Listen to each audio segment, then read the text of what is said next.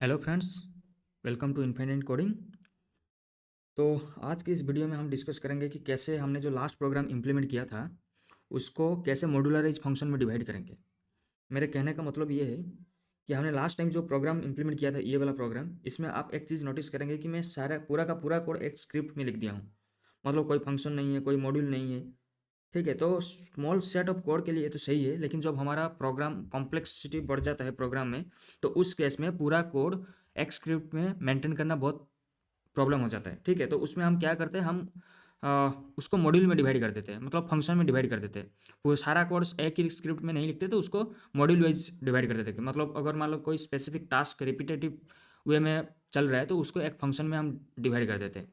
ठीक है, जैसे मैं अगर इस प्रोग्राम को देखूँ, तो यहाँ इस प्रोग्राम में मेनली हम दो चीज़ कर रहे हैं। एक, हमारा जो एनवायरनमेंट वेरिएबल है उसको मेमोरी में हम लोड कर रहे हैं, और उसके साथ हम एक ओपन एआई का ऑब्जेक्ट बना रहे हैं। और एक क्या हो रहा है, और एक हम एलएलएम मॉडल का जो क्रिएट मेथड है उसको हम कॉल कर रहे हैं। ठीक है, तो मैं क्या कर सकता हूँ, मैं ये जो पूरा टास्क है इसको मैं दो पार्ट में डिवाइड कर सकता हूँ। एक पार्ट में क्या करूँगा, एक पार्ट में मैं एनवायरनमेंट वेरिएबल को लोड करूँगा और उसके साथ साथ मैं क्लाइंट ऑब्जेक्ट क्रिएट करूँगा। और सेकंड पार्ट में मैं क्या करूँगा, with the help of that client object मैं जो वो क्रिएट मेथड है उसको कॉल करूँगा।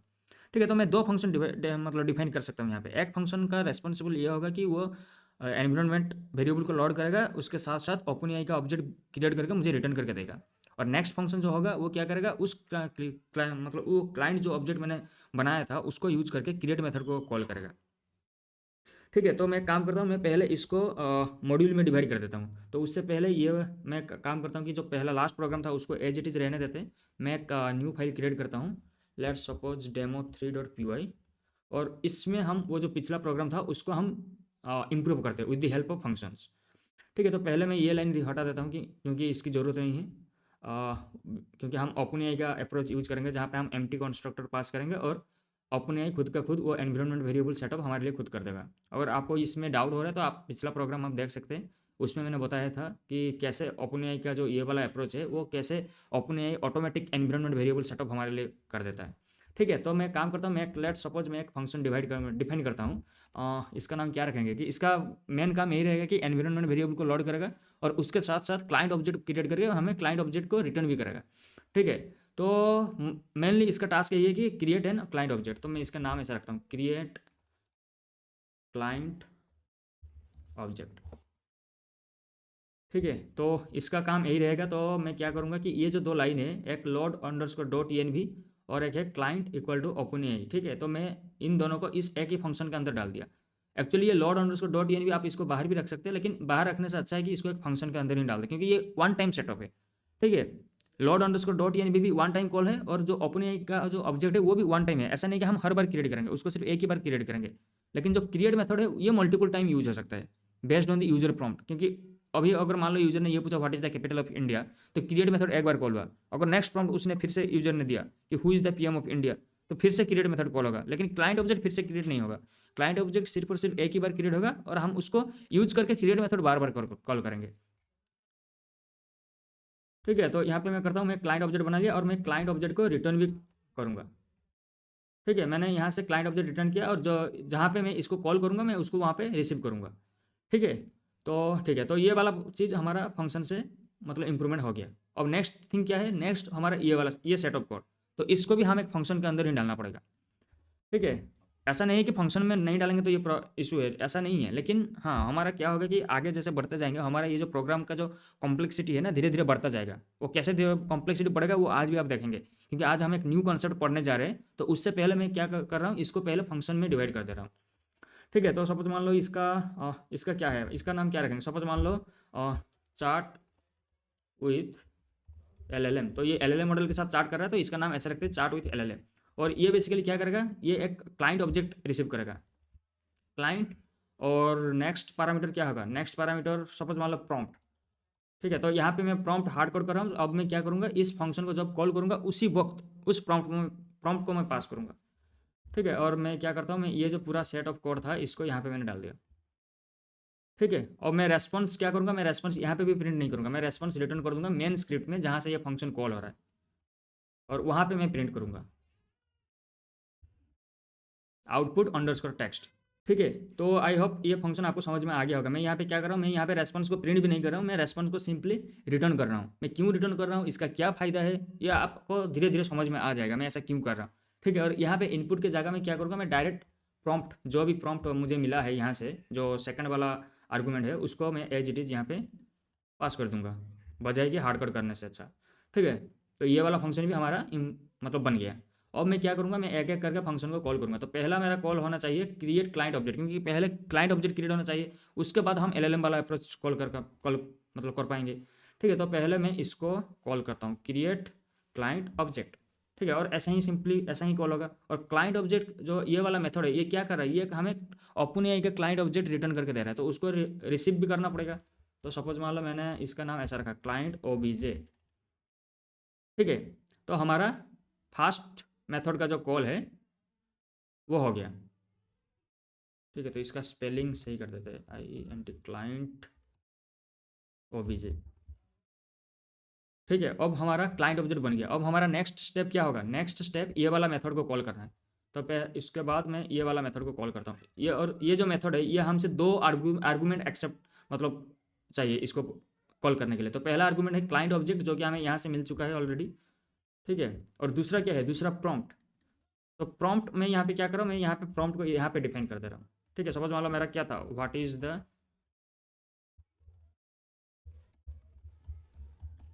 Capital of India. ठीक है। तो इस प्रॉम्प्ट को मैंने यहाँ पे डिफाइन किया और यहाँ पे इसको पास कर दिया।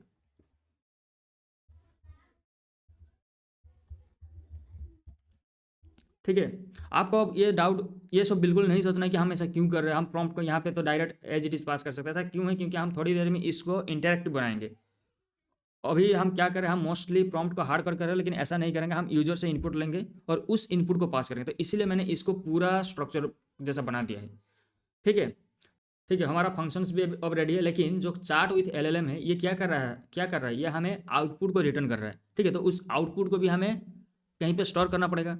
ठीक है। तो इसको मैं क्या करता हूँ, मैं इसको ऐसा नाम रखता हूँ एलएलएम रेस्पॉन्स। तो एलएलएम ने जो हमें रेस्पॉन्स दिया है, उसको हमें इसमें स्टोर कर लिया, और फिर उसके बाद हम क्या करेंगे, उसको प्रिंट करेंगे। ठीक है। तो अब ये हम जब लास्ट प्रोग्राम था, उसको हमने अच्छे से फंक्शन में डिवाइड कर दिया है। तो हमने दो फंक्शन डिवाइड किया, एक एक क्रिएट क्लाइंट ऑब्जेक्ट, जो क्लाइंट ऑब्जेक्ट क्रिएट करेगा और क्लाइंट ऑब्जेक्ट को रिटर्न भी करेगा। जो मेन टास्क तो उसका यही है। उसके साथ साथ वो ये क्या कर रहा है, ये एनवायरनमेंट वेरिएबल को लोड भी कर रहा है। लेकिन उसको हम इसको हम शिफ्ट भी कर सकते थे फंक्शन के बाहर, लेकिन मैं शिफ्ट नहीं कर रहा हूँ, मैं इसी फंक्शन के अंदर डिफाइन कर रहा हूँ, क्योंकि ये वन टाइम टास्क है। तो इसलिए मैंने इसको फंक्शन में डाल दिया। तो जब जैसा ही मतलब क्लाइंट ऑब्जेक्ट बनेगा, उससे पहले ये एनवायरनमेंट वेरिएबल लोड हो जाएगा। ठीक है। तो ये एक फंक्शन हमने कर दिया। और दूसरा फंक्शन क्या है, चार्ट विथ एलएलएम। तो चार्ट विथ एलएलएम बेसिकली हमसे दो आर्गुमेंट ले रहा है, एक है क्लाइंट ऑब्जेक्ट और एक है प्रॉम्प्ट। तो क्लाइंट ऑब्जेक्ट कहाँ से मिलेगा, क्लाइंट ऑब्जेक्ट जो ये फंक्शन रिटर्न कर रहा है उसी को हम पास करेंगे। और सेकंड जो है क्या है, प्रॉम्प्ट। तो अभी के लिए प्रॉम्प्ट स्टैटिक है, हम इसको डायनामिक भी बनाएंगे। तो उससे पहले, डायनामिक बनाने से पहले हम क्या करते हैं, पहले इसको एग्जीक्यूट करके देखते हैं कि हमारा प्रोग्राम सही से एग्जीक्यूट हो रहा है कि नहीं। ठीक है। तो मैं यहाँ पे कमांड प्रॉम्प्ट में आ गया और मैं सिंपली लिखता हूँ python3। हमारा मैं फाइल का नाम क्या था, demo3, demo3.py। ठीक है। तो हमें आउटपुट भी मिल गया, the capital of India is new Delhi. Suppose मान लो मुझे ये प्रॉम्प्ट नहीं देना है, तो मैं क्या करूँगा, मैं सिंपली क्या करूँगा कि सपोज मान लो मेरा क्वेश्चन ऐसा है कि what is list in Python. ठीक है। तो ये मेरा क्वेश्चन है। तो मैं क्या करूँगा, मैं फिर से आके एग्जीक्यूट करके देखूंगा कि आउटपुट आ रहा है कि नहीं। Let's execute. ठीक है। तो हमें आउटपुट मिल गया। ठीक है। तो सपोज मान लो मैं फिर से चेंज करना चाहता हूँ, मैं चाहता हूँ कि नहीं, मेरा इनपुट ये है कि who is the PM of India suppose. ठीक है। तो let's execute again and see the output. ठीक है। तो ये हमें उसका भी आउटपुट दे दिया। तो आपको समझ में आ गया होगा कि मैं प्रॉम्प्ट में यहाँ पे क्यों डिफाइन किया था, क्योंकि अगर मुझे प्रॉम्प्ट चेंज करना है बार बार, तो मैं एक जगह पे आऊँगा, तो सिंपली यहाँ पे जो वेरिएबल का वैल्यू है उसको अपडेट करूँगा और मुझे वो आउटपुट दे देगा। लेकिन इसमें एक प्रॉब्लम क्या है, प्रॉब्लम ये है कि हम इसको इंटरेक्टिव नहीं बना पा रहे हैं। मैं चाहता हूँ कि ये जो इनपुट है ना, इसको मैं हार्ड कोड नहीं करना चाहता हूँ। मैं चाहता हूँ कि ये इनपुट हमें यूजर एज ए इनपुट दे। मैं यूजर को पूछूंगा कि enter your input, enter your prompt, ऐसा करके मैं यूजर को पूछूंगा और यूजर वो इनपुट देगा, उसके बाद मैं उसको LLM का रेस्पॉन्स दूंगा। तो उसको कैसे करना है, तो उसको करना बहुत सिंपल है कि यहाँ पे जो प्रॉम्प्ट जो है, जो हार्ड कोड है ऑलरेडी, हम क्या करेंगे, यहाँ पे इनपुट ले लेंगे। और पाइथन से इनपुट कैसे लेते हैं, simply with the help of input function. तो और मैं यहाँ पे क्या करूँगा, एंटर योर प्रॉम्प्ट। ठीक है, ये मैंने सिंपल क्वेश्चन पूछ लिया। और अब ये क्या हुआ, अब ये क्या होगा कि हम जब भी हम प्रोग्राम को एग्जीक्यूट करेंगे, ये पहले हमें यूजर से पूछेगा कि एंटर योर प्रॉम्प्ट। उसके बाद जब यूजर प्रॉम्प्ट देगा फिर जाके वो रेस्पॉन्स देगा। ठीक है, तो इसको पहले एग्जीक्यूट करके देखते हैं। देखो, एंटर योर प्रॉम्प्ट। ठीक है, तो उससे अच्छा है कि मैं क्या करता हूँ कि मैं इसको एक थोड़ा स्पेस दे देता हूँ so that we can have a different set. ठीक है, मैं फिर से एग्जीक्यूट किया। अब देखो, एंटर योर प्रॉम्प्ट। मैं जैसा क्वेश्चन उस टाइम पे देता था वही मैं यहाँ पे भी पूछूंगा कि what is the capital of India. ठीक है, तो इसने मुझे आउटपुट दिया और प्रोग्राम क्लोज हो गया। अगर मैं फिर से इसको कुछ इनपुट देना चाहूँगा तो मैं क्या करूँगा, मैं फिर से इसको एग्जीक्यूट करूँगा और फिर से मैं इनपुट दूंगा और मुझे वो आउटपुट देगा। तो इसलिए अगर मल्टीपल टाइम्स अगर यूजर से अगर इनपुट लेना है तो हम क्या करेंगे, इसको इनपुट लेंगे। ऐसा नहीं है कि यहाँ पे हार्ड कोड करेंगे। हार्ड कोड करेंगे तो वो हमारा प्रोग्राम के ऊपर डिपेंडेंट हो जाएगा। हमें अगर बार बार अगर इनपुट चेंज करना है तो हमें आके कोड में आके इनपुट चेंज करना पड़ेगा, उसके बाद एग्जीक्यूट करके देखना पड़ेगा। ठीक है, तो उससे अच्छा है कि हम क्या किया, हमने क्या किया कि इसको इनपुट फंक्शन में डिवाइड कर दिया कि मैंने यूजर को एज ए ऑप्शन दिया कि इनपुट एंटर करो। यूजर जैसे इनपुट देगा उसके हिसाब से मैं उसको आउटपुट दूंगा। ठीक है, तो अभी तक तो ये पूरा क्लियर हो गया कि हमें कैसे फंक्शन में डिवाइड करना है, कैसे मॉड्यूलराइज करना है जो हमारा एग्जिस्टिंग कोड था, और कैसे यूजर को ऑप्शन देंगे। मतलब हम इनपुट हम जो प्रॉम्प्ट पास कर रहे थे वो हम अब हार्ड कोड नहीं करेंगे, हम उसको यूजर से एज एन ऑप्शन लेंगे। ठीक है, तो इसलिए मैंने इसको एज ए मतलब ऐसा ही डिवाइड किया था कोड को। अब आपको डाउट समझ में आ गया होगा कि मैंने कैसे प्रॉम्प्ट को यहाँ पे एक सेपरेट लाइन बनाया था प्रॉम्प्ट लेने के लिए। मैंने पहले इसको हार्ड कोड किया था। अब अगर हार्ड कोड नहीं करना है, इनपुट लेना है, तो यहाँ पे सिंपली मुझे इनपुट फंक्शन का ऑप्शन दे देना है। लेकिन ये तो ठीक है। ठीक है, अभी तक हमने सब कुछ समझ लिया कि कैसे यूजर को ऑप्शन देना है प्रॉम्प्ट पास करने के लिए। लेकिन अब मान लो, अब ऐसा एक देखो कि चार जीपीटी में क्या होता है। चार जीपीटी में यूजर क्वेश्चन पूछता रहता है और चार जीपीटी उसको रेस्पॉन्स देता रहता है। लेकिन यहाँ पे अगर मान लो मेरे पास मल्टीपल क्वेश्चन है, मेरे पास 10-20 क्वेश्चन है, मैं चाहता हूँ कि एलएलएम को एक एक करके पूछूंगा, तो मुझे क्या करना पड़ेगा, मुझे हर बार प्रोग्राम को एग्जीक्यूट करना पड़ेगा, क्वेश्चन देना पड़ेगा, फिर प्रोग्राम टर्मिनेट हो जाएगा, फिर से मैं एग्जीक्यूट करूंगा, फिर से क्वेश्चन दूंगा, फिर से आंसर आएगा, फिर से एग्जीक्यूट करूंगा। मतलब ये मुझे अगर मान लो मेरे पास 20 क्वेश्चन है, मुझे प्रोग्राम को 20 बार एग्जीक्यूट करना पड़ रहा है। तो ये एक ड्रॉबैक है, राइट। मैं चाहता हूँ कि नहीं, मुझे ये चार जीपीटी जैसा फील दे। चार जीपीटी में जैसे यूजर पूछता रहता है और जवाब आता रहता है, तो मैं चाहता हूँ कि यहाँ पे भी ऐसा हो। मैं चाहता हूँ कि मेरा प्रोग्राम टर्मिनेट ना हो जब तक मैं ना चाहूँ। प्रोग्राम तब टर्मिनेट होना चाहिए जब मैं उसको कहूँगा कि ठीक है मेरा क्वेश्चन हो गया है, मेरा जितना क्वेश्चन पूछना था मैंने उतना क्वेश्चन पूछ लिया है, और प्रोग्राम टर्मिनेट हो जाए, तब सिर्फ प्रोग्राम को टर्मिनेट होना चाहिए। नहीं तो प्रोग्राम क्या करना चाहिए, एक इंटरैक्टिव मोड में होना चाहिए, एक लूप में रहना चाहिए। हमेशा ये मुझे इनपुट लेने का ऑप्शन मुझे देता रहे, मैं उसको इनपुट दूंगा, वो मुझे आउटपुट देगा। ठीक है, तो इसको कैसे अचीव करेंगे। इसको अचीव करने का मतलब प्रोसेस बहुत ही सिंपल है। ठीक है, अगर कोई भी चीज़, अगर इनफाइनाइट चीज़ मतलब एक लूप में चाहिए, तो उसके लिए क्या करना पड़ता है, उसके लिए सिंपली हम लूप ही यूज करते हैं, या तो फॉर लूप या फिर व्हाइल लूप। ठीक है, तो आई होप आपको समझ में आ गया होगा कि इसका सॉल्यूशन क्या है। इसका सॉल्यूशन सिंपली लूप है। तो लूप में हम कौन सा लूप यूज करेंगे, फॉर लूप यूज करेंगे या व्हाइल लूप यूज करेंगे। आप एक बार सोचो कि कौन सा लूप यूज करना चाहिए। ऐसा तो हम कोई सा भी लूप यूज कर सकते हैं, लेकिन इस सिचुएशन में ये जो हमारा यूज केस है, इसके लिए व्हाइल लूप बेस्ट है। व्हाइल लूप क्यों बेस्ट है, क्योंकि देखो हमारे पास बेसिकली दो तरह की लूप होता है। ठीक है, मैं यहाँ पे बताता हूँ। ठीक है, तो हमारे पास क्या है, हमारे पास दो तरह की लूप है, एक है फॉर लूप और एक है व्हाइल लूप। ठीक है, तो हमारा जो ये जो यूज केस है उसके लिए व्हाइल लूप ही बेस्ट है। क्योंकि देखो, फॉर लूप हम कब यूज करते हैं, फॉर लूप हम तब यूज करते हैं जब हम एक स्पेसिफिक रेंज का इन्फॉर्मेशन हो।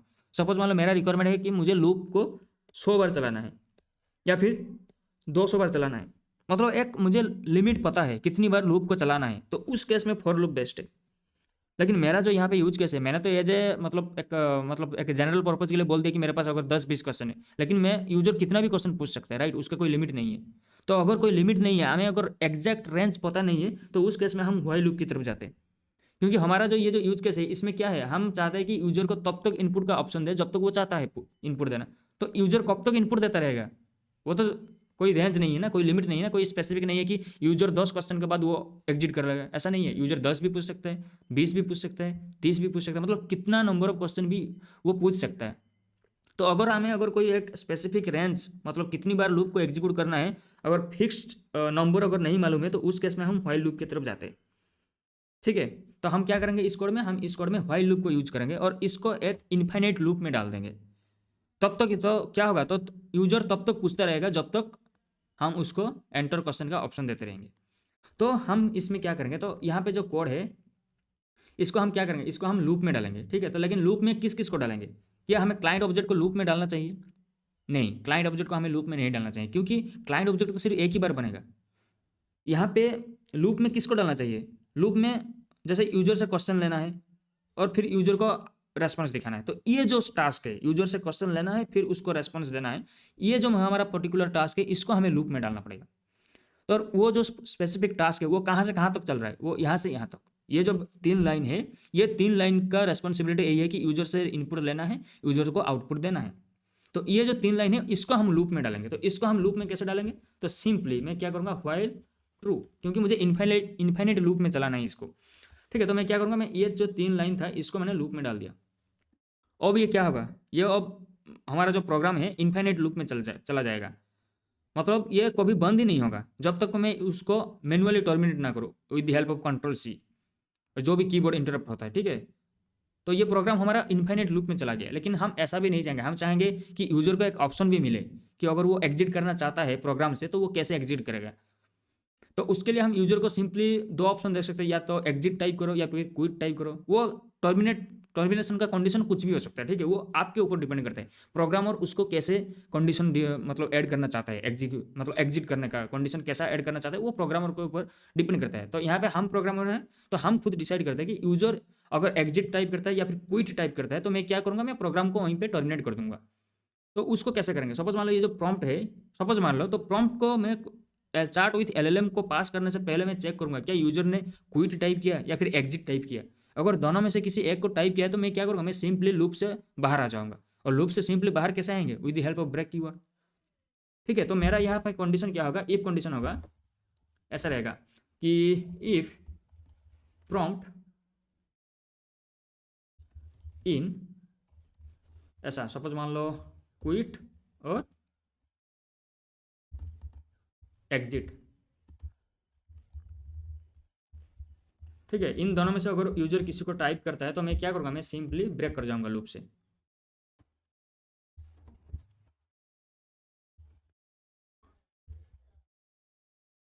ठीक है, ये कंडीशन आपको समझ में आ गया, क्या ये कंडीशन सही है, 100% सही है? आपको क्या लगता है कि ये सही है कि या गलत है? ये 100% सही नहीं है कि 100% गलत भी नहीं है। क्यों, मैं ऐसा क्यों कह रहा हूँ, क्योंकि अगर मान लो यूजर ने एग्जैक्टली यही टाइप किया क्विट विथ मतलब ऐसा ही लोअर केस में QUIT with all the letters with small case, तो उस केस में मेरा ये लॉजिक काम करेगा। अगर मान लो यूजर ने एग्जिट टाइप किया एज इट इज मतलब ऐसा ही सारे स्मॉल केस में EXIT, तो उस केस में भी ये काम करेगा। लेकिन मान लो यूजर ने ऐसा टाइप किया, सपोज ऐसा कि क्विट विथ Q कैपिटल या फिर एग्जिट विथ E कैपिटल, या फिर कोई किसी भी फॉर्म में टाइप किया, मतलब इस फॉर्म में टाइप नहीं किया QUIT या फिर EXIT, ये इस दोनों के अलावा वो कुछ भी टाइप किया, मतलब इन दोनों का वेराइटी तो कुछ भी हो सकता है कि ना। मैं सारे के सारे सब कुछ कैपिटल में रख दिया या फिर दोनों को कैपिटल में रखा और बाकी दोनों को स्मॉल में रखा, तो ये तो परम्यूटेशन कितना भी हो सकता है, राइट। तो उससे बचने के लिए हम क्या करेंगे, हम कंडीशन को थोड़ा मॉडिफाई करेंगे। तो कंडीशन को कैसे मॉडिफाई करेंगे, with the help of lower function. ठीक है, तो मैंने क्या किया, यूजर जो भी मैं क्या चाहता हूँ कि यूजर सिर्फ क्विट ही टाइप करे, चाहे क्विट स्मॉल केस में टाइप करे या अपर केस में टाइप करे या फिर कैसा भी टाइप करे। अगर यूजर ने क्विट टाइप किया है या फिर एग्जिट टाइप किया है तो मैं उसको प्रोग्राम से टर्मिनेट कर दूंगा। मैं ये नहीं कह रहा हूँ कि यूजर को एग्जैक्टली ऐसा ही टाइप करना है, नहीं, बस स्पेलिंग क्विट होना चाहिए, चाहे वो अपर केस में हो या लोअर केस में हो। ठीक है, तो इसलिए मैंने क्या किया, मैंने पहले जो भी इनपुट दिया यूजर ने तो उसको पहले मैंने लोअर केस में कन्वर्ट कर दिया, और उसके बाद मैं चेक कर रहा हूँ क्या इन दोनों में से कोई किसी में ये फॉलो कर रहा है, क्या मेरा जो प्रॉम्प्ट है, यूजर का जो प्रॉम्प्ट है, क्या वो क्विट है या फिर एग्जिट है। इन दोनों में से को अगर कुछ है तो मैं क्या करूँगा, मैं सिंपली ब्रेक कर जाऊँगा। ठीक है, तो अब हमारा कंडीशन रेडी है। और भी थोड़ा बहुत हम इसको मॉडिफाई कर सकते हैं। मैं क्या करूँगा कि लॉयर से जाने से पहले मैं पहले इसको कर दूंगा कि स्ट्रिप। ठीक है, मैं स्ट्रिप क्यों करूँगा, स्ट्रिप फंक्शन का यूज किया है। स्ट्रिप फंक्शन बेसिकली क्या करता है कि अगर कोई स्टार्टिंग इन द बिगिनिंग या फिर एंड में अगर कोई एक्स्ट्रा स्पेस है तो वो उसको रिमूव करके कंपेयर करेगा। मेरा कहने का मतलब ये है, सपोज मान लो मैंने अगर ऐसे टाइप किया, सपोज मान लो मैंने यहाँ पे टाइप किया क्विट, लेकिन जब मैं टाइप कर रहा हूँ ना, मैंने लास्ट में गलती से एक स्पेस डाल दिया, गलती से, मुझे नहीं पता, मैंने टाइप करते वक्त गलती से वो स्पेस रह गया है, तो मैं क्या होगा हमारे केस में, अगर मान लो मैंने स्ट्रिप मेथड नहीं लगाया ना, स्ट्रिप मेथड अगर नहीं लगाया है तो वो हमारा कंडीशन काम नहीं करेगा। भले ही यूजर का मतलब वही था कि क्विट मतलब प्रोग्राम से टर्मिनेट करना है, लेकिन मेरा प्रोग्राम टर्मिनेट नहीं करेगा, क्योंकि मेरा कंपैरिजन क्या हो रहा है, मेरा कंपैरिजन क्विट के साथ हो रहा है विथ जो यूजर ने जो क्विट दिया है जिसमें लास्ट में स्पेस हो, तो वो दोनों कंडीशन काम नहीं करेगा। तो इसलिए मैंने क्या किया, मैंने स्ट्रिप मेथड को भी यूज कर लिया। तो क्या होगा, यूजर चाहे क्विट विथ स्पेस डाले या फिर बिना स्पेस के डाले, कुछ भी डाले, वो हमारा कंडीशन मैच हो जाएगा। ये सिर्फ और सिर्फ ट्रेलिंग स्पेसेस के लिए, अगर स्टार्टिंग में या फिर एंडिंग में अगर कोई स्पेस है तो उसको रिमूव करके वो कंपेयर करेगा और वो परफेक्टली काम करने लगेगा। ठीक है, अब हमारा कोड परफेक्ट है। अगर मैं अब इसको एग्जीक्यूट करूंगा तो ये मुझे चार जीपीटी जैसा फील देगा। चार जीपीटी में जैसा यूजर के पास ऑप्शन रहता है ना, वो कितना भी क्वेश्चन पूछ सकता है, तो यहाँ पे भी ऐसा ही रहेगा, वो चाहे कितना भी क्वेश्चन पूछ सकता है, सिर्फ एग्जिट करने के लिए उसको एग्जिट या फिर क्विट टाइप करना पड़ेगा। ठीक है, तो पहले इसको एग्जीक्यूट करके देखते हैं कि इसका आउटपुट कैसा आता है। ठीक है, एंटर योर प्रॉम्प्ट, पहला क्वेश्चन। तो मैं एज यूजुअल जो पूछते हैं हम हमेशा, what is the capital of India, मैंने ये पहला क्वेश्चन पूछा, देखा ये आउटपुट दिया। आउटपुट देने के बाद ही, तुरंत बाद ही उसने मुझे फिर से प्रॉम्प्ट पूछ रहा है कि एंटर योर प्रॉम्प्ट। इसका मतलब मेरे पास अब ऑप्शन है, मैं जितनी बार चाहूँ उतनी बार क्वेश्चन पूछ सकता हूँ। तो सपोज मान लो मेरा नेक्स्ट क्वेश्चन ऐसा रहेगा कि again, who is the PM of India. ठीक है, तो देखते हैं क्या होता है। ठीक है, इसने आंसर दिया, फिर से मुझे प्रॉम्प्ट का ऑप्शन दे रहा है, एंटर योर प्रॉम्प्ट। इसका मतलब ये इन्फिनिट लूप में चलता रहेगा, जब तक मैं पूछना चाहूंगा तब तक मैं पूछता रहूंगा। अगर मान लो मुझे अब नहीं पूछना है, मुझे इससे बाहर आना है, तो मैं क्या करूंगा, या तो क्विट टाइप करूंगा या फिर एग्जिट टाइप करूंगा। ठीक है, तो मैं ऐसा टाइप किया, QUIT विथ क्यू कैपिटल। देखो हमारा प्रोग्राम टर्मिनेट हो गया। क्यों टर्मिनेट हो गया, मैंने क्विट ऐसा टाइप किया फिर भी टर्मिनेट हो गया, क्योंकि मैंने यहाँ पे लॉयर लगा दिया है। तो क्या होगा कि जैसे यूजर क्विट टाइप करेगा ना विथ ऐसा, मतलब सपोज मतलब मैं यहाँ पे बता रहा हूँ, यहाँ पे लिख रहा हूँ, ऐसा टाइप किया, तो हमारा लाइन क्या था, हमारा कंडीशन ऐसा था, राइट। जो प्रॉम्प्ट था, प्रॉम्प्ट को हम पहले क्या करेंगे, पहले स्ट्रिप करेंगे, अगर कोई स्पेसेस है तो। मेरे क्विट में कोई स्पेस नहीं है। ठीक है, तो डॉट जब स्ट्रिप करूंगा तो वो क्या करेगा, इसमें कोई स्पेस नहीं है तो वो एज इट इज रहेगा। उसके बाद डॉट जब डॉट लॉयर करूंगा तो ये क्या होगा, ये मेरा इसमें कन्वर्ट हो जाएगा, क्विट इसमें कन्वर्ट हो जाएगा। उसके बाद चेक होगा कि क्या ये जो क्विट मैंने टाइप किया है यूजर ने, क्या इनमें से किसी में सेटिस्फाई करता है। यस, पहला वाला क्विट के साथ सेटिस्फाई करता है, तो ठीक है। अगर पहला वाला क्विट के साथ सेटिस्फाई कर रहे हैं तो हमें क्या करना है, हमें लूप से बाहर आ जाना है, ब्रेक कर जाना है। तो ये हमारा हो गया। तो हमने सक्सेसफुली एक चार्ट जीपीटी जैसा स्मॉल एप्लीकेशन बना लिया, लेकिन ये CLI बेस्ड एप्लीकेशन है, अभी भी ये परफेक्ट नहीं है। ठीक है, हम इसको धीरे धीरे मतलब इम्प्रूव करते रहेंगे, और एट द एंड एग्जैक्टली जैसा चार्ट जीपीटी जैसा एप्लीकेशन है, हम एग्जैक्टली ऐसा एप्लीकेशन बनाएंगे। ठीक है, तो अब भी फिर भी अभी भी क्या क्या इसमें इंप्रूवमेंट हो सकता है। ठीक है, हमने फंक्शन में इसको डिवाइड कर दिया, जो कि एक बेस्ट अप्रोच है, one of the best approach. हमें हमेशा फंक्शन यूज करके ही कोड लिखना चाहिए। और सेकंड अप्रोच क्या है, सेकंड बेस्ट अप्रोच और क्या कर सकते हैं इसमें, सेकंड बेस्ट अप्रोच ये हो सकता है, जैसे देखो यहाँ पे हम क्या कर रहे हैं, हम क्लाइंट ऑब्जेक्ट क्रिएट कर रहे हैं, और क्या कर रहे हैं, हम जो क्रिएट मेथड कॉल कर रहे हैं, ये सारे के सारे क्या है पता है ना, ये सारे के सारे API कॉल्स हैं। हम ये जो क्रिएट मेथड क्या कर रहे हैं, इंटरनली OpenAI का जो LLM API है उसको कॉल कर रहे हैं। हमने ये स्टार्टिंग के आई थिंक 1 या 2 लेक्चर्स में ऑलरेडी ये डिस्कस कर लिया था कि ये इंटरनली API कॉल्स में कन्वर्ट होता है, और फर्दर वो API call HTTP request call होता है OpenAI सर्वर के साथ। ठीक है, तो API कॉल का मतलब ये है, यही है कि ये कभी ना कभी एरर थ्रो कर सकता है। ठीक है, अगर एरर थ्रो करेगा तो हमें उस एरर, बेसिकली उसको एरर ना कह के उसको हम एक्सेप्शन भी कहते हैं। ठीक है, क्योंकि अगर कोई भी प्रोग्राम अगर रन टाइम पे एग्जीक्यूशन थ्रो मतलब कोई एरर थ्रो करता है, उसको हम एरर नहीं कहते, उसको कहते हैं कि एक्सेप्शन। ठीक है, तो ये बेसिक चीज़ें आपको पता होगा। तो मेरे कहने का मतलब यही है कि ये जो सारे कोड्स है ना, ये एक अपने का ऑब्जेक्ट बना रहा है या फिर क्रिएट मेथड कॉल हो रहा है, ये सारे API कॉल्स है इंटरनली। तो ऐसा हो सकता है कि ये सारे एक्सेप्शन थ्रो कर सकते हैं रन टाइम में। तो उससे बचने के लिए हमें क्या करना पड़ेगा, हमें एक्सेप्शन हैंडलिंग लगाना पड़ेगा। एक्सेप्शन हैंडलिंग का लॉजिक मतलब ये जो लाइन लिखा है इसको एक्सेप्शन हैंडलिंग के साथ लिखना पड़ेगा, ये जो लिखा है इसको भी एक्सेप्शन हैंडलिंग के साथ भी लिखना पड़ेगा। तो अब जाके क्या होगा, हमारा प्रोग्राम इंडस्ट्री स्टैंडर्ड होगा। तो अभी भी इसमें फ्लॉज है, अगर मान लो किसी लाइन पे अगर कोई प्रॉब्लम मैंने कर दिया है तो प्रॉब्लम क्या होगा पता है, हमारा प्रोग्राम मतलब टर्मिनेट हो जाएगा उसी पॉइंट में। तो एक डेमो के लिए मैं क्या करता हूँ, मैं यहाँ पे क्या करता हूँ, मैं ये जो मॉडल है ना जो GPT 5.1, मैं क्या करता हूँ, मैं इसका मॉडल का नाम चेंज कर देता हूँ विथ GPT 6.1। क्या OpenAI के पास अभी ऐसा कुछ मॉडल है GPT 6.1? इस नाम का कोई भी मॉड्यूल नहीं है, मतलब LLM मॉडल अभी 6.1 नहीं है। आई थिंक अभी लेटेस्ट कौन सा है, 5.2। ठीक है, तो लेटेस्ट 5.2 है, लेकिन मैं क्या कर रहा हूँ, मैं 6.1 जो कि LLM के पास है ही नहीं, मतलब OpenAI के पास ऐसा कुछ मॉडल है ही नहीं। तो अगर मैं इसको एग्जीक्यूट करूंगा तो क्या होगा, इस लाइन से मुझे एक्सेप्शन मिल जाएगा। तो पहले मैं उसको एग्जीक्यूट करके मैं आपको दिखाता हूँ कि कैसा एक्सेप्शन आता है। ठीक है, पहले इसने मुझे ऑप्शन दिया एंटर योर प्रॉम्प्ट, तो सेम हु इज द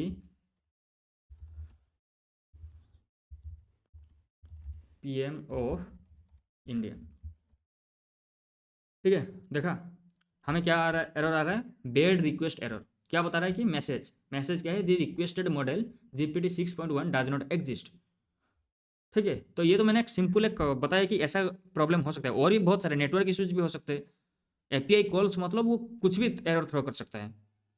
तो उससे बचने के लिए हम क्या करना पड़ेगा, ये जो सारे कोड्स है इसको हमें एक्सेप्शन हैंडलिंग के अंदर डालना पड़ेगा। तो एक यहाँ पे एक्सेप्शन हैंडलिंग लगाना पड़ेगा और दूसरा यहाँ पे।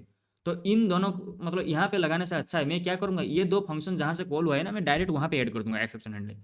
तो मेरा एक ही एक्सेप्शन हैंडलिंग क्या करेगा, दोनों चीज़ को हैंडल कर देगा।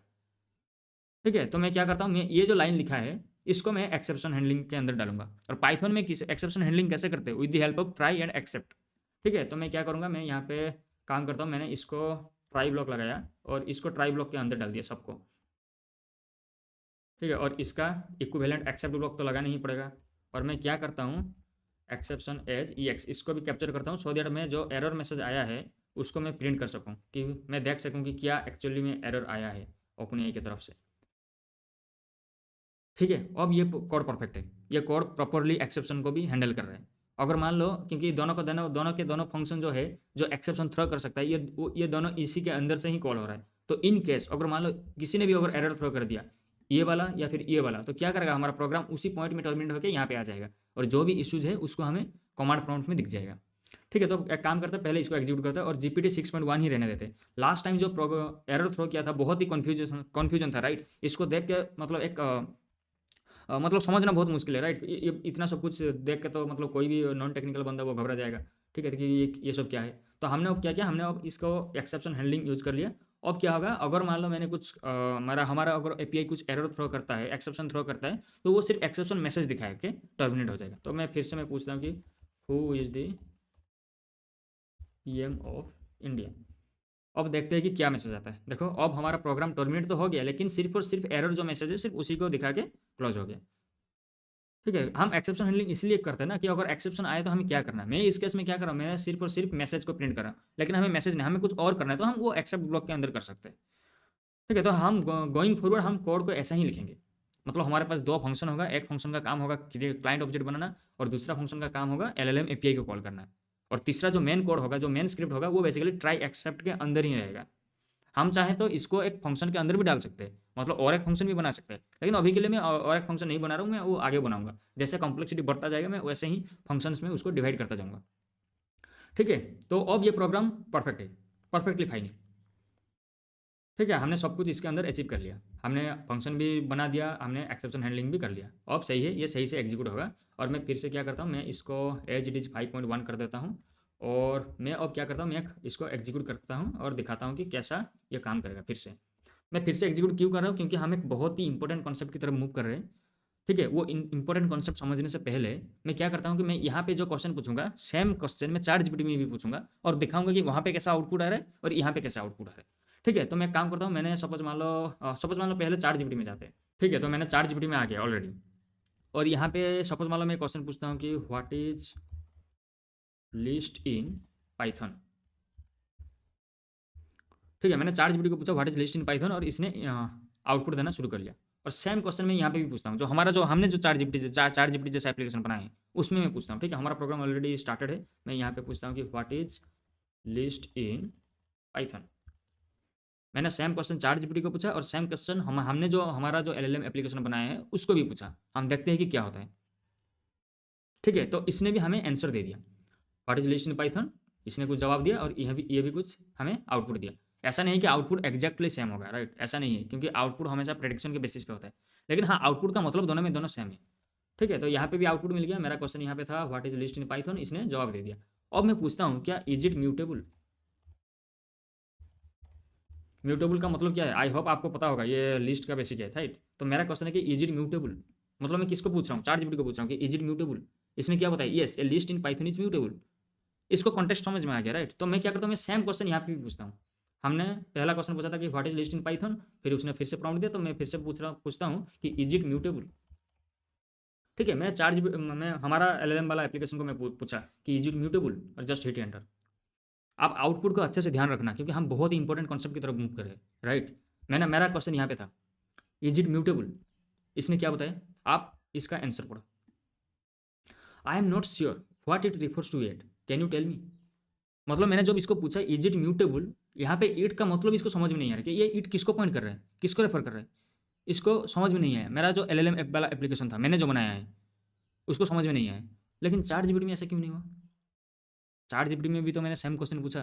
पहला क्वेश्चन मेरा था कि what is list in Python, उसके बाद नेक्स्ट क्वेश्चन था इज इट म्यूटेबल, उसको समझ में आ गया कि यस ये list in Python is mutable.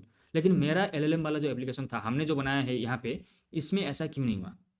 इसने ऐसा क्यों बताया कि इज इट म्यूटेबल, जब मैंने पूछा इसने क्यों कहा कि मुझे इट का मतलब समझ में नहीं आ रहा है, आप किसको रिफर कर रहे हो, ऐसा क्यों है।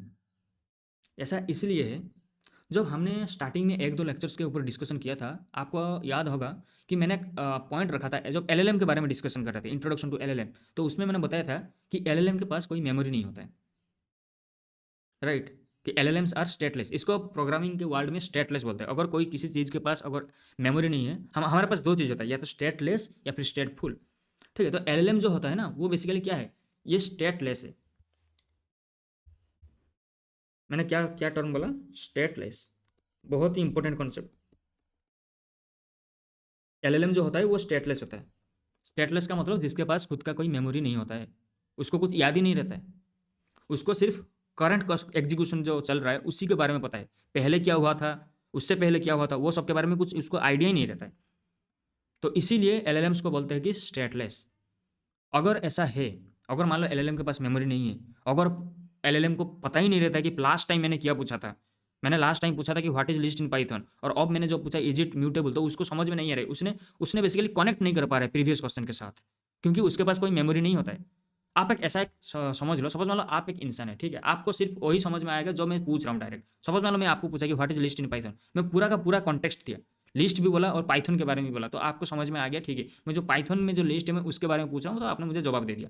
उसके बाद जैसे सडन मैंने पूछा कि इज इट म्यूटेबल, सपोज मान लो आपके पास कोई मेमोरी नहीं है, आपको पता ही नहीं रहता कि मैं क्या पूछ लिया था पहले से, जस्ट पहले अभी थोड़ी देर पहले मैंने क्या पूछा था, आपको पता ही नहीं, तो क्या आप बता पाएंगे, आप नहीं बता पाएंगे, राइट। मैं जब कहूँगा कि इज इट म्यूटेबल, आप कहेंगे कि इट मतलब मैं किसको प्रीफर कर रहा हूँ। ठीक है, तो ऐसे LLM के साथ भी है, तो LLM के पास भी मेमोरी नहीं है, तो इसलिए LLM को समझ में नहीं आया, और LLM प्रीवियस क्वेश्चन के साथ बेसिकली कनेक्ट नहीं कर पाए। तो अगर ऐसा है, मेरे मन में एक डाउट है, अगर ऐसा है तो फिर ChatGPT में ऐसा क्यों नहीं हुआ।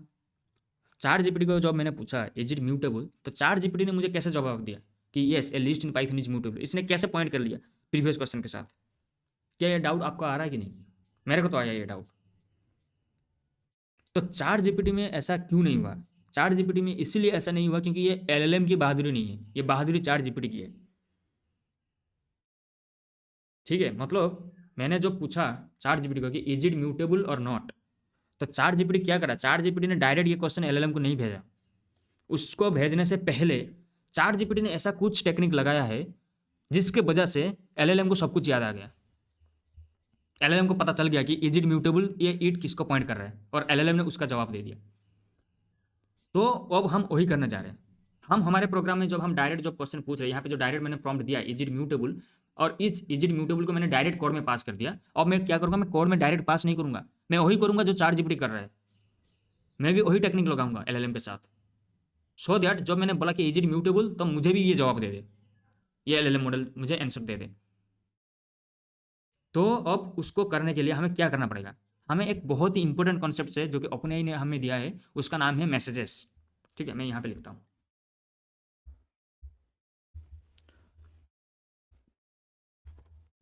ठीक है, कॉन्सेप्ट का नाम क्या है, कॉन्सेप्ट का नाम है मैसेजेस। बहुत ही इंपॉर्टेंट कॉन्सेप्ट है और बहुत ही ईजी है, राइट। मैं इजी क्यों बोल रहा हूँ, क्योंकि इजी थोड़ी देर में आपको सब कुछ समझ में आ जाएगा, इसको मतलब इसको कैसे यूज करते हैं, मैसेजेस बेसिकली कैसे पास करते हैं। तो मैसेजेस को जाने से पहले मैं बताता हूँ कि मैसेजेस को इंप्लीमेंट कैसे करेंगे। तो मैसेजेस को कैसे इंप्लीमेंट, मैसेजेस बेसिकली क्या होता है कि एक लिस्ट ऑफ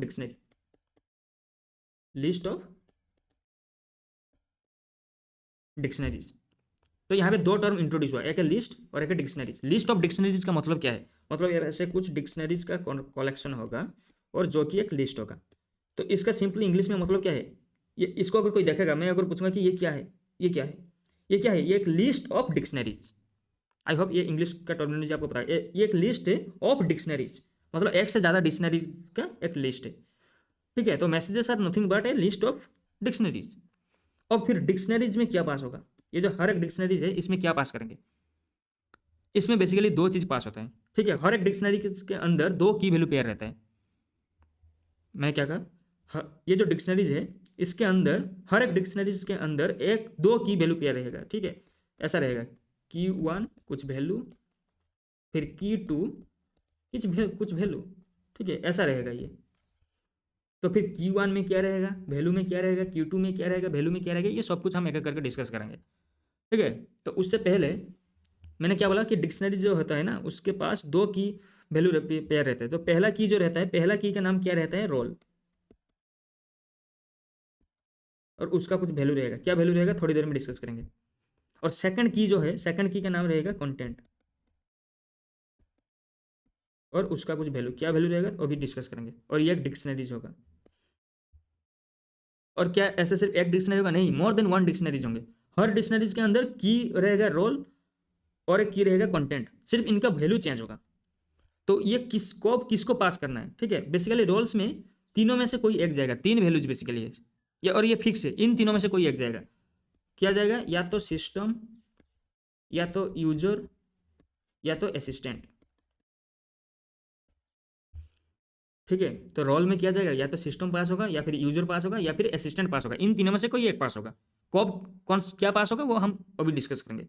तो मैं क्या करता हूँ, मैं सिस्टम के अभी थोड़ी देर के लिए रहने देता हूँ। ठीक है, सिस्टम को थोड़ी मतलब कुछ टाइम के लिए इसको भूल जाओ, हम सिर्फ यूजर एंड असिस्टेंट के ऊपर बात करेंगे।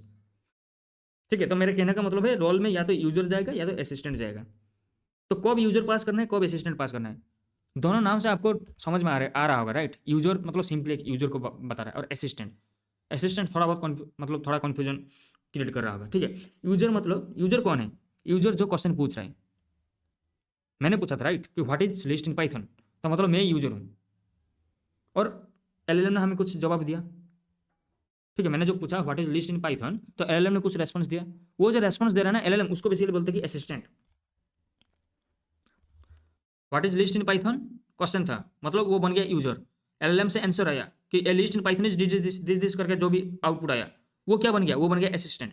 मैंने फिर से वो क्वेश्चन पूछा इज इट म्यूटेबल, मतलब इज इट म्यूटेबल क्या बन गया, यूजर बन गया। फिर वहां से कुछ आउटपुट आएगा, ये मतलब एलएलएम की तरफ से आउटपुट आएगा, yes list is a mutable data type, तो वो बन जाएगा असिस्टेंट। मैं अगर फिर से पूछा कि who is the PM of India, मतलब who is the PM of India क्या बन गया, यूजर।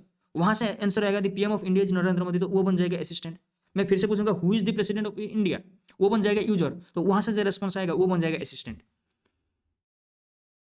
आई होप ये क्लियर हो, राइट। मैं क्या करता हूँ, मेरा जो क्वेश्चन था मैं इसको अब डिफाइन करता हूँ। मेरा जो क्वेश्चन क्या था, कि मेरा क्वेश्चन क्या था, सपोज मान लो एक नॉर्मल सिंपल क्वेश्चन लेते हैं, like what is list in Python. मेरा जो नॉर्मल प्रोग्राम था जो यहाँ पे हमने लिखा था, हम क्या करते, हम डायरेक्ट सिंपली इनपुट को प्रॉम्प्ट पास कर देते थे। लेकिन अब डायरेक्ट प्रॉम्प्ट पास नहीं करेंगे, प्रॉम्प्ट को एक मॉडिफाई करके मॉडिफाई हुए में पास करना पड़ेगा। उस मॉडिफाई हुए को बोलते हैं मैसेजेस। और उस मैसेजेस को कैसे डिफाइन करेंगे, उस मैसेजेस को डिफाइन ऐसे करेंगे। कैसे, मैं यहाँ पे बताता हूँ। What is list in Python, basically ये यूजर पूछ रहा है, तो मैं क्या करूँगा, मैं ऐसा एक डिक्शनरी बनाऊंगा जिसमें बोलूँगा कि रोल क्या है, यूजर, और डबल की में रखूँगा, और एक रहेगा मेरा की जिसका नाम है कंटेंट। और कंटेंट में क्या पास होगा, जो क्वेश्चन मैंने यहाँ पे पूछा था, मतलब what is list in Python. ठीक है, ये डिक्शनरी बन गया मेरा। मतलब what is list in Python अब ऐसा नहीं जाएगा, direct as a string pass नहीं होगा एलएलएम को। उसको कैसे पास करेंगे, उसको हम ऐसे पास करेंगे। तो फिर ऐसे पास करने में फायदा क्या है, ऐसे पास कर, सिर्फ ऐसा पास नहीं होगा, ये डिपेंड करता है कि यूजर का ये कितने नंबर क्वेश्चन है। अगर जो फर्स्ट टाइम क्वेश्चन है होगा यूजर का पहला क्वेश्चन यूजर का होगा, वो पहला क्वेश्चन जो एलएलएम के पास जाएगा वो ऐसा ही जाएगा। लेकिन मान लो मेरा सेकंड क्वेश्चन है कि इज इट म्यूटेबल, तो वो कैसे पास होगा फिर, उसको अगेन इज इट म्यूटेबल भी क्या होगा, इज इट म्यूटेबल को भी ऐसे बनाएंगे कि एक रोल होगा जहाँ पे होगा यूजर, क्योंकि इज इट म्यूटेबल कौन पूछ रहा है, यूजर पूछ रहा है, और यहाँ पे क्या होगा कंटेंट, ठीक है, यहाँ पे होगा कंटेंट, और कंटेंट में क्या होगा, कंटेंट में होगा इज इट म्यूटेबल, ठीक है। तो ये भी एक डिक्शनरी बन गया।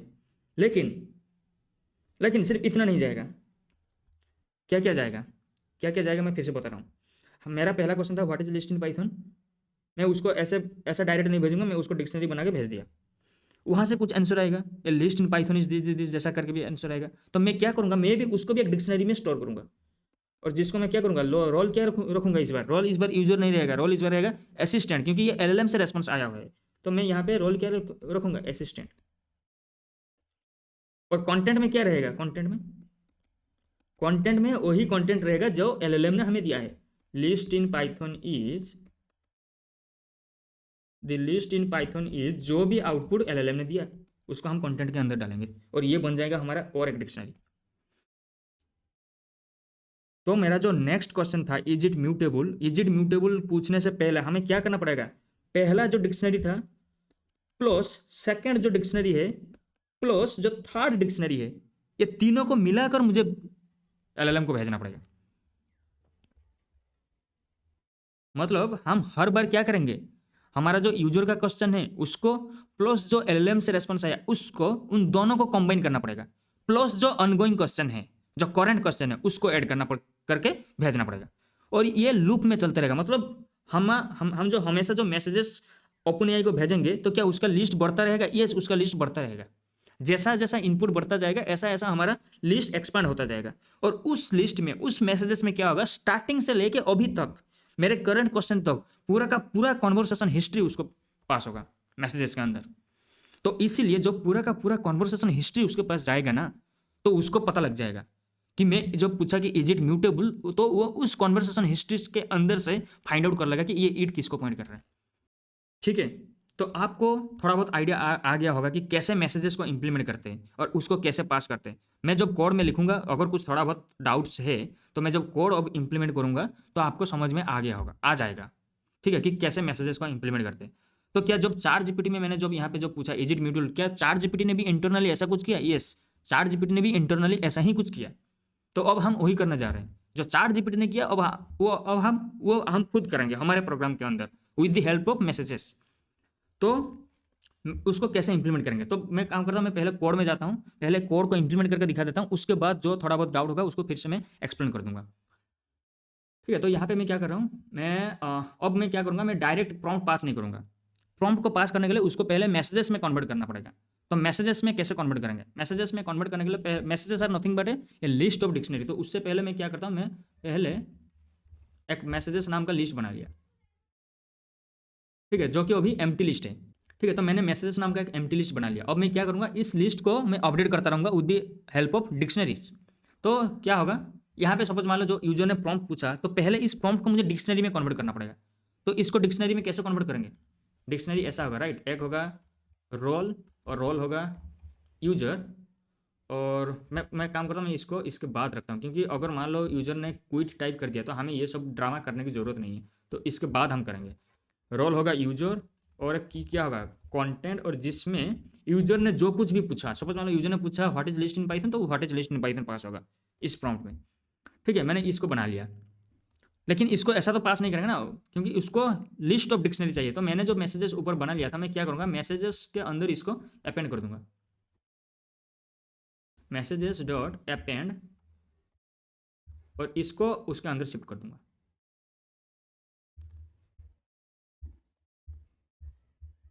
ठीक है। मैं इसको थोड़ा फॉर्मेट कर लेता हूँ, ऐसा देन ऐसा, ठीक है।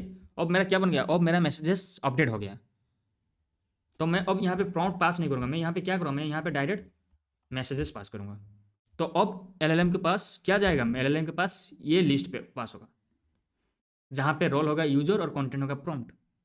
फिर एलएलएम से कुछ रेस्पॉन्स भी आएगा, हमें क्या करना पड़ेगा, हमें फर्दर उस रेस्पॉन्स को फिर से ऐड करना पड़ेगा मैसेजेस में, नहीं तो हमारा कॉन्टेक्स्ट लॉस्ट हो जाएगा, कुछ भी समझ में नहीं आएगा चैट जीपीटी को, मतलब सॉरी हमारा जो एलएलएम एप्लीकेशन को कुछ भी समझ में नहीं आएगा।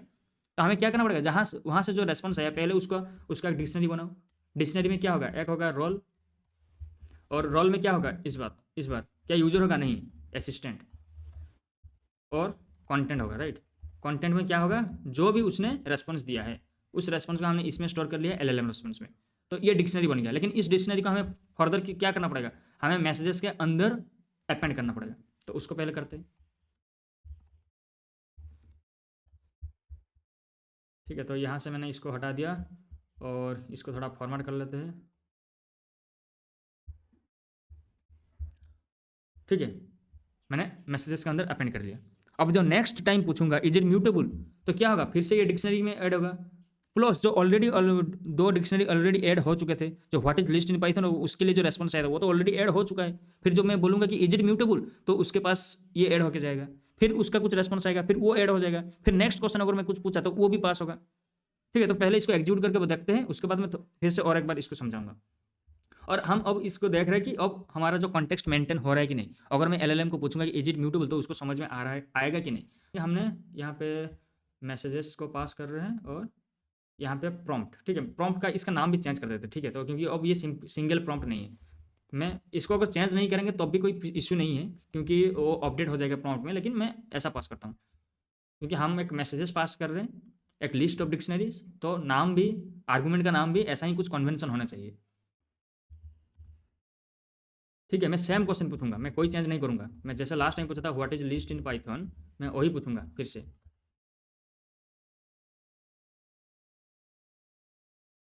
ठीक है, इसने आंसर दे दिया बहुत अच्छे से, कोई प्रॉब्लम नहीं। और इसमें भी कोई प्रॉब्लम था भी नहीं पहले से। हमारा प्रॉब्लम यहाँ पे था, राइट, इज इट म्यूटेबल। अब ये क्वेश्चन मैं पूछूंगा। लास्ट टाइम इसने क्या बोला था कि मुझे समझ में नहीं आ रहा कि इट का मतलब क्या है। अब देखते हैं, आप इसको ध्यान रखना कि, ठीक है, तो मेरा क्वेश्चन कहाँ पे था? Is it mutable, enter your question. ये देखो, ये मेरा क्वेश्चन था, इज इट म्यूटेबल। अब इसका आंसर देखो, यस, ये पाइथन लिस्ट इज म्यूटेबल। तो इसने कैसे जवाब दे दिया? अब इसलिए इसलिए जवाब दे पाया क्योंकि अब हम मैसेजेस को यूज कर रहे हैं। हम सिंपली डायरेक्ट प्रॉम्प्ट को पास नहीं कर रहे, हम मैसेजेस पास कर रहे हैं। तो इसलिए इसको समझ में आ गया। और मान लो, सपोज मान लो मैं फिर से पूछा कि गिव मी एन एग्जाम्पल, मैंने बताया नहीं किसका एग्जाम्पल। ठीक है, मैंने सिर्फ इतना बताया, गिव मी एन एग्जाम्पल, मतलब मैं किसकी बात कर रहा हूँ? मैं लिस्ट की बात कर रहा हूँ। तो क्या इसको समझ में आ गया, आएगा कि मैं किसका एग्जाम्पल मांग रहा हूँ? ऑफकोर्स इसको समझ में आएगा, क्योंकि हम अब मैसेजेस को पास कर रहे हैं, हम डायरेक्ट ये पास नहीं कर रहे। देखो मेरा क्वेश्चन कहाँ पे था, यहाँ पे था, right, give me an example. तो इसने एग्जाम्पल दे दिया पाइथन के रिलेटेड, क्योंकि मैंने जब ये क्वेश्चन पूछ रहा हूँ ना, give me an example, LLM के पास सिर्फ इतना ही नहीं जा रहा है, ये तो जा तो रहा है, प्लस इससे पहले जितने भी कन्वर्सेशन हो चुका है एलएलएम के साथ वो भी पास हो रहा है।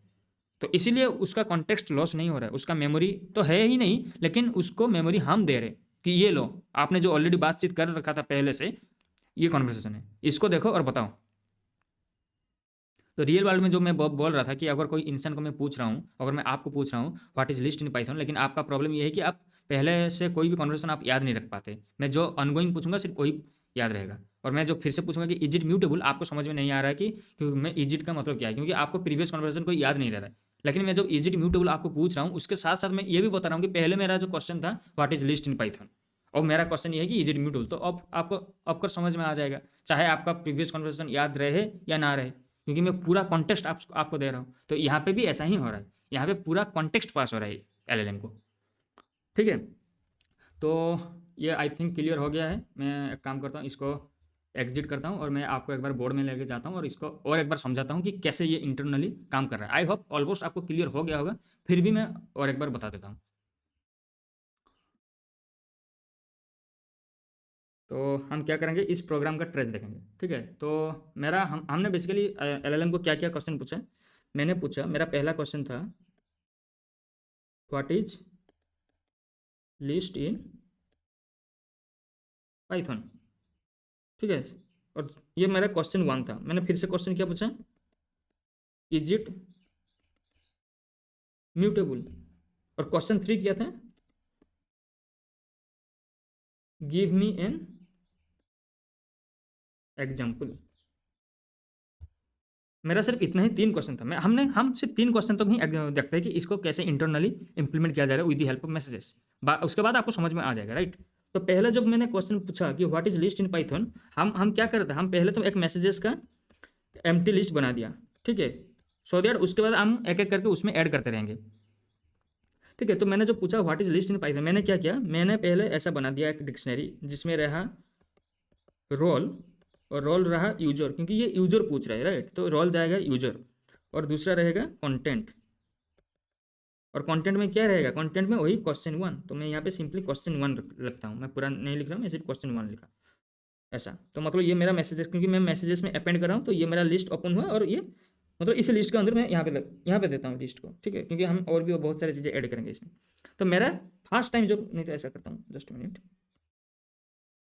तो फर्स्ट टाइम जब मैंने एलएलएम को पूछा कि जो क्वेश्चन भेजा, तो एलएलएम को पास क्या गया, एलएलएम के पास सिर्फ इतना गया, उसको गया रिवॉल्व यूजर है और क्वेश्चन 1 है। तो एलएलएम से कुछ आंसर आया, जब एलएलएम से आंसर आया, हम क्या कर रहे हैं, नेक्स्ट स्टेप यहाँ पे जैसे ही आंसर आया हम फिर से मैसेजेस के अंदर अपेंड कर रहे हैं।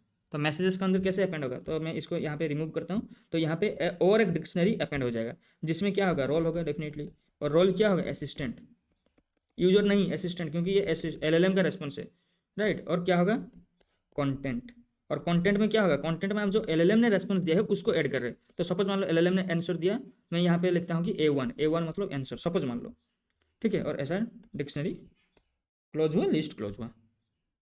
तो ये हमारा क्या हुआ, ये हमारा सिर्फ क्वेश्चन 1 के सेटअप है। क्वेश्चन 1 ने पूछा what is list in Python, question गया, क्वेश्चन आया, आंसर आया, और ये बन गया। अब जब नेक्स्ट टाइम मैं पूछ रहा हूँ कि इज इट म्यूटेबल, क्योंकि हमारा तो मैसेजेस ऑलरेडी बन चुका है लिस्ट, इज इट म्यूटेबल, अब इज इट म्यूटेबल कैसे जाएगा, फिर से इसका डिक्शनरी बनेगा, ठीक है, फिर से इसका डिक्शनरी बनेगा, और जिसमें रहेगा क्या, रोल, रोल में क्या रहेगा, क्वेश्चन 2, और कंटेंट में क्या रहेगा, सॉरी रोल में क्या रहेगा, यूजर, क्योंकि इज इट म्यूटेबल ये यूजर पूछ रहा है, ठीक है, और कंटेंट में क्या रहेगा, कंटेंट में रहेगा क्वेश्चन 2, ऐसा और ऐसा, और यहाँ पे लिस्ट क्लोज।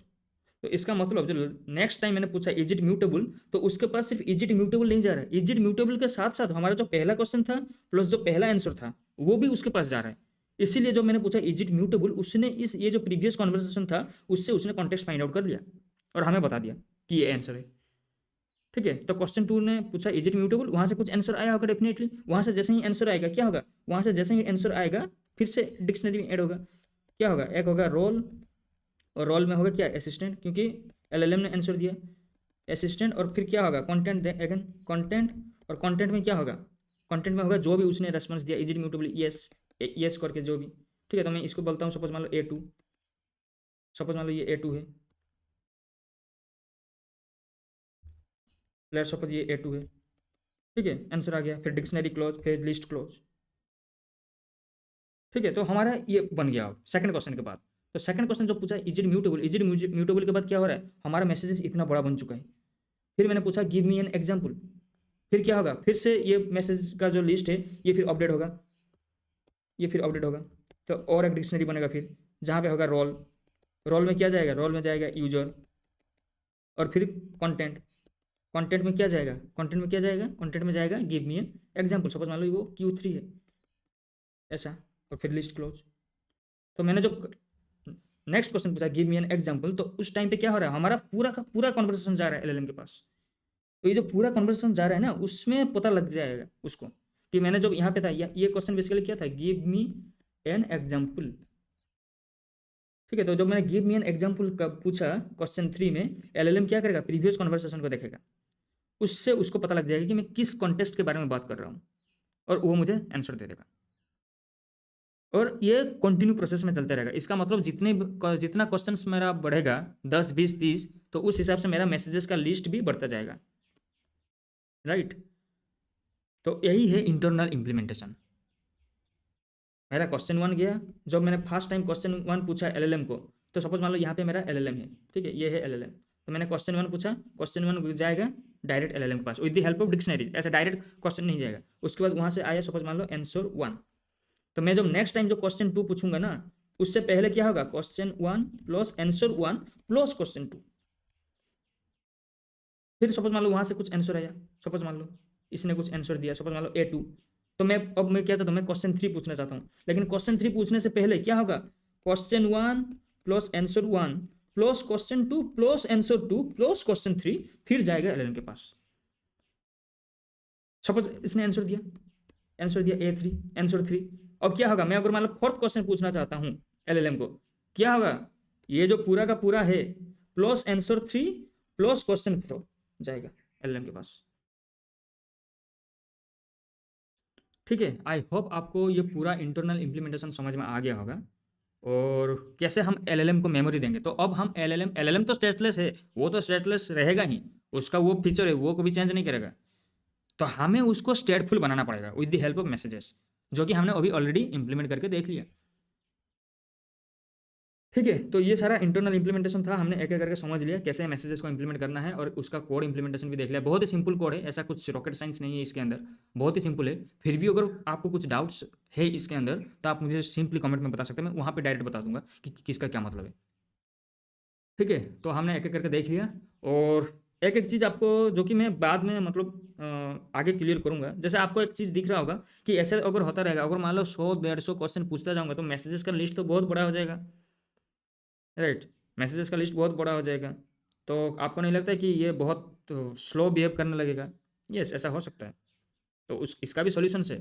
तो मैंने जो बोला कि चार जीपीटी ने इंटरनली ऐसा ही कुछ करता है, तो ऐसा नहीं कि एग्जैक्टली यही करता होगा। वो क्या करता होगा, वो जो पूरा का पूरा कॉन्वर्सेशन ना भेजने से अच्छा क्या करेगा, वो जो पूरा जो कॉन्वर्सेशन हुआ है लास्ट स्टेप, तो वो उसका एक समरी निकलता होगा और वो समरी पास करता होगा एलएलएम को, जो कि हम खुद देखेंगे, हम खुद इंप्लीमेंट करेंगे कैसे समरी पास करना है, बजाय ये सब पास करने से अच्छा।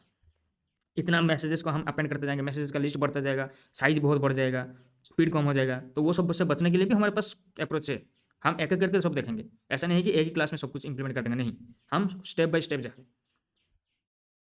ठीक है, तो ये सब कर लिया। तो हमने बेसिकली दो रोल के बारे में, दो मेन इंपॉर्टेंट रोल के बारे में देखा, एक है यूजर और एक क्या था, और एक था क्या था, असिस्टेंट। ठीक है, मैंने क्या बोला था, मैंने बोला था रोल का बेसिकली तीनों में से कोई एक होगा, या तो सिस्टम होगा या फिर यूजर होगा या फिर असिस्टेंट होगा। यूजर ने हमने पढ़ लिया, असिस्टेंट के बारे में भी समझ लिया, तो फिर सिस्टम के बारे में फिर क्या है, सिस्टम क्या करता है, उसका हम नेक्स्ट क्लास में देखेंगे, क्योंकि आई थिंक बहुत बड़े मतलब लेंदी हो चुका है लेक्चर। तो हम सिस्टम के बारे में नेक्स्ट क्लास में डिस्कशन करेंगे कि सिस्टम का क्या यूज है। ठीक है, तो सिस्टम को हम नेक्स्ट क्लास में ही देखेंगे और भी जो अगर कुछ यहाँ पे रह गया होगा तो वो हम नेक्स्ट क्लास में डिस्कशन करेंगे। तो आज के लिए बस इतना ही और मिलते हैं नेक्स्ट क्लास में। Thank you.